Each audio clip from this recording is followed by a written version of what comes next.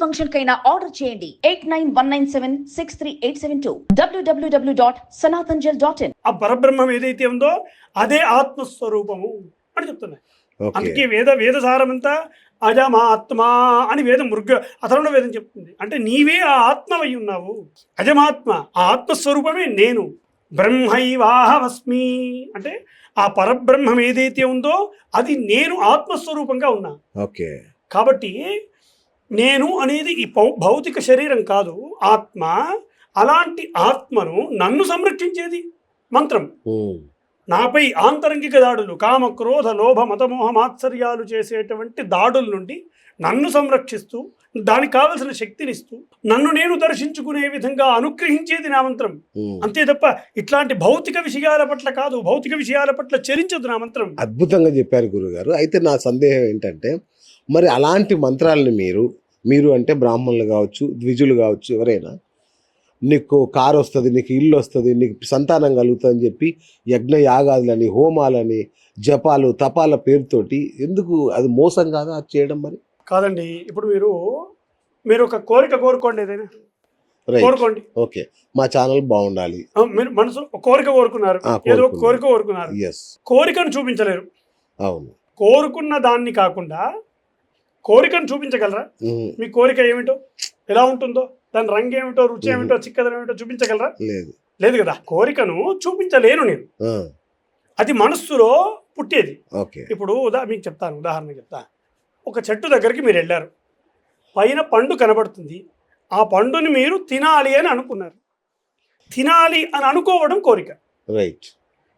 అర్థమైనా? ఈ కోరిక ఎక్కడి నుంచి పుడుతుంది? మనలో ఉన్నటువంటి మోహానికి పుట్టే సంతానమే కోరిక. ఓకే.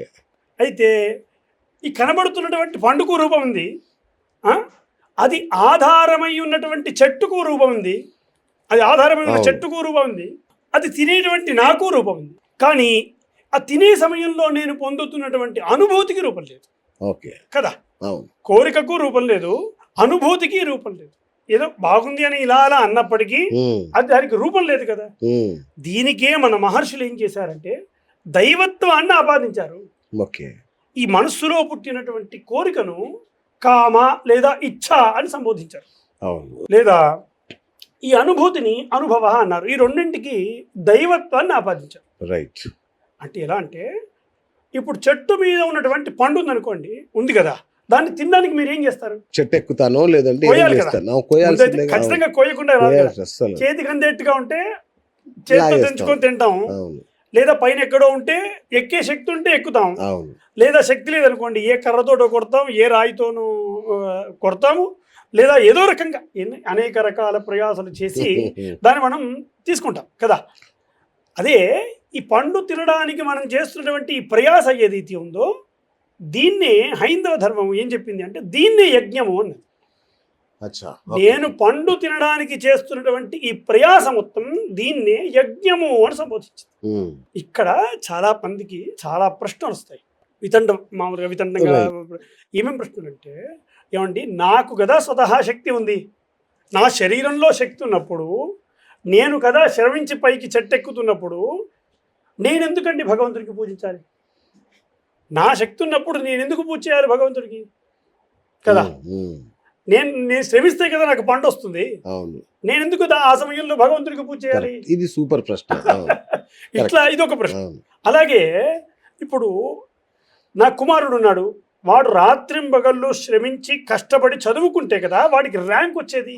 నేను ఎందుకు పూజించాలి వాడి ర్యాంకు కోసం?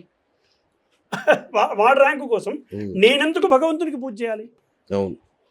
అదే ర్యాంకుతో వాడు ఉత్తమమైనటువంటి ఉద్యోగాన్ని సంపాదించుకుంటుంటే ఆ ఉద్యోగం కోసం అది ఎట్లా వచ్చింది వాడికి? వాడు శ్రమిస్తే రాత్రింబగళ్ళు శ్రమించి చదువుతే కదా ఉద్యోగం వస్తుంది. దానికి నేను ఎందుకండి భగవంతుడికి పూజ చేయాలి? అలా వచ్చినటువంటి ఉద్యోగంలో రాత్రింబగళ్ళు శ్రమించి రూపాయి డబ్బు కూడబెట్టి ఆ డబ్బును తీసుకొని పోయి ఏ బ్యాంక్ దగ్గరికి వెళ్ళి అక్కడ లోన్ తీసుకొని ఓ ఇల్లు ఏదో కొనుక్కున్నాను, ఆ గృహం ఈ రకంగా పొందేటువంటి గృహానికి నేనెందుకు భగవంతుడికి పూజ చేయాలి కదా? ఎలా వస్తున్నా నాకు? నేను శ్రమిస్తే కదా వస్తున్నాను. ఇప్పుడు నేను భగవంతుడికి పూజ చేయడం వల్ల అవేమన్నా నేను శ్రమించకుండా ఆగాల్సి వస్తుందా? మళ్ళీ శ్రమించాల్సి వస్తుంది కదా. కానీ అలాగే ఇవన్నీ చూసి నన్ను చేసుకోవడానికి వస్తున్న ఓ భార్య ఏదో నన్ను ఈ ఆస్తులు చూసి లేదా నా గుణగణాలు చూసి నా యొక్క స్థితి చూసి నన్ను పెళ్లి చేసుకోవడానికి ఎవరో వస్తున్నారు. అలాంటప్పుడు నేను ఎందుకు పూజలు చేయాలి? ఇవి కదా, ఇవన్నీ సమకూర్చుకుంటే కదా నాకు పెళ్ళి అయ్యేది. భగవంతుడికి పూజ చేస్తే కాదు కదా పెళ్ళి. భర్తతో సుఖించి పిల్లల్ని కనడానికి నేను ఎందుకు భగవంతుడికి పూజ చేయాలి? ఇలా ఒక్కటి కాదండి, కొన్ని వందల ప్రశ్నలు వేయగలరు. సూపర్, దీనికి మంచి ఆన్సర్ ఇవ్వండి. నా డౌట్ కూడా ఇట్లాంటి ప్రశ్నలు వందల ప్రశ్నలు వస్తాయి. ఇలాంటి ప్రశ్నలు వేసుకునే ముందు హైందవ ధర్మం అంటే ఏమిటో, హైందవ ధర్మ మూలం అంటే ఏమిటో తెలుసుకున్నటువంటి వాడు ఇలాంటి ప్రశ్నలు వేయడు. అసలు హైందవ ధర్మం అంటే ఏంటో తెలుసుకున్నవాడు ఇలాంటి ప్రశ్నలు ముమ్మాటికి వేయడండి. అలా తెలుసుకున్నా కానీ అలాంటి ప్రశ్నలు వేసాడంటే ఆ రోగానికి మందు లేదని అర్థం. ఆ రోగానికి అయితే మందు లేదు అని నిద్ర నటించేవాడిని మనం ఏం చేయలేదు కదా. కాబట్టి ఇక్కడ ముందు హైందవ ధర్మం అంటే ఏమిటో తెలుసుకోవాలి. హైందవ ధర్మ మూలం అంటే ఏమిటో తెలుసుకోవాలి. మీకు తెలుసా హైందవ ధర్మ మూలం అంటే ఏమిటి? అంటే దీన్ని నీ విమర్శ ఒకటి చేస్తాను గురుగారు. మీ బ్రాహ్మణులు ఎవరైతే ఉన్నారో ఎవరికి తెలియకుండా చేశారు దాన్ని. ధర్మం అంటే ఏంటో మాకు తెలియదు, ఏమనంటే గుడికి వెళ్ళండి, మొక్కండి, రండి, అంతవరకే ఉంచారు మమ్మల్ని, మిగతా వాళ్ళందరూ. అయితే చెప్తా, హైందవ ధర్మ మూలం ఏమిటంటే ఈ ద్వారా హైందవ ధర్మ మూలం ఏమిటో అందరికీ తెలియాలి. ఈ ప్రేక్షకులందరికీ కూడా హైందవ ధర్మ మూలం తెలియాలి, తెలుసుకోవాలి. అది చాలా అవసరం కూడా. హైందవ ధర్మ మూలం భక్తి, భక్తి, శరణాగతి, కృతజ్ఞత, త్యాగం. ఈ 4 హైందవ ధర్మానికి 4 పిల్లర్ల వంటివి. భక్తి, శరణాగతితో ఉండటం. ఎలా అంటే ఇప్పుడు వాళ్ళు వేసిన ప్రశ్నే అనుకుందాం, అలాంటి పనికిమాలిన ప్రశ్నలకే చెట్టెక్కే శక్తి నాకున్నప్పుడు నేను ఎందుకు భగవంతుడికి పూజ చేయాలి? హైందవ ధర్మం ఏమంటుందంటే చెట్టెక్కే శక్తి నాకు ఎవరిచ్చారు? నాకెవరిచ్చారు? నీవంటూ శక్తి ఇవ్వకపోతే నేను ఎక్కడున్నాను? నీవెక్కడ? అమ్మా నాన్న ద్వారా వచ్చిన అదేనండి. అమ్మా నాన్నకైనా శక్తి ఎవరిచ్చారు? వాళ్ళనైనా సృష్టించింది వాళ్ళ శక్తి, వాళ్ళకి కూడా శక్తిని ఇచ్చింది భగవంతుడే కదా. వాళ్ళకి ఇచ్చినటువంటి శక్తిని ఆయనే ఇచ్చాడు. ఈ శక్తి నాకు అంటూ నువ్వు ఇయ్యకపోతే, హైందవ ధర్మం యొక్క నీవంటూ నాకు శక్తిని ఇవ్వకపోతే నాకిక్కడిది శక్తి. ఇది ఒక భక్తి, శరణాగతి. నీవంటూ లేకపోతే నేనెక్కడున్నాను? నీవంటూ నన్ను సంరక్షించకపోతే నీవిచ్చినటువంటి శక్తితో భగవంతుడా చెట్టెక్కుతున్నా, కాబట్టి జై శ్రీరామ్. నీవిచ్చిన శక్తే, నీ ఇచ్చిన శక్తితో నేను చెట్టెక్కుతున్నా. చూడండి, హనుమంతుల వారికి ఆయనకు శక్తి, ఆయనకు స్వతహా లంకను దాటగలే శక్తి ఆయనకు ఉన్నది, స్వతహానే ఉన్నది.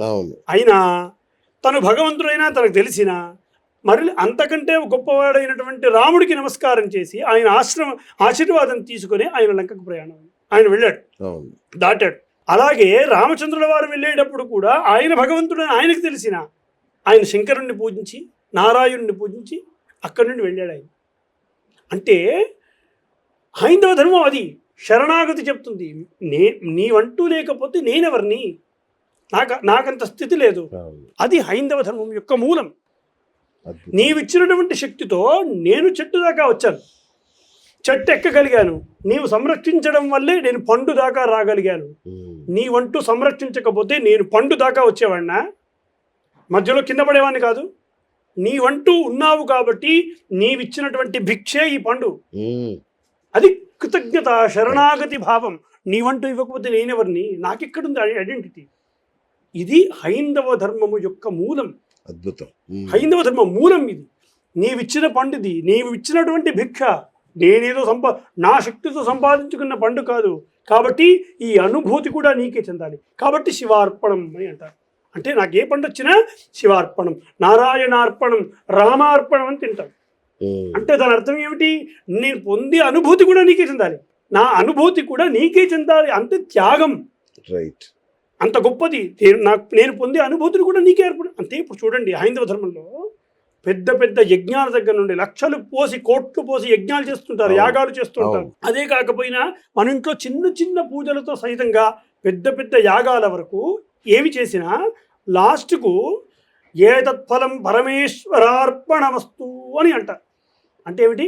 నేను చేస్తున్న ఫలమంతా, నాకు వచ్చిన ఫలమంతా నీకే. మళ్ళీ ఎంత పెద్ద యాగం చెయ్యని ఏతత్ఫలం పరమేశ్వరార్పణమస్తు, ఏతత్ఫలం శ్రీకృష్ణార్పణమస్తు అని అంటారు. అంటే నేను ఫలం సంపాదించుకుంది మళ్ళీ నీకే ఇచ్చేస్తున్నా. ఎందుకు? నాకెందుకు? నన్ను రక్షించేవాడు నీవు కదా, నీకు కావాలది. నాకు అవసరం లేదు, నీకు కావాలి ఆ ఫలం. కాబట్టి నీ దగ్గరే ఉంచుకో, నన్ను సంరక్షించేవాడివి నీ ఉండగా నాకెందుకండి మళ్ళీ ఫలాలు.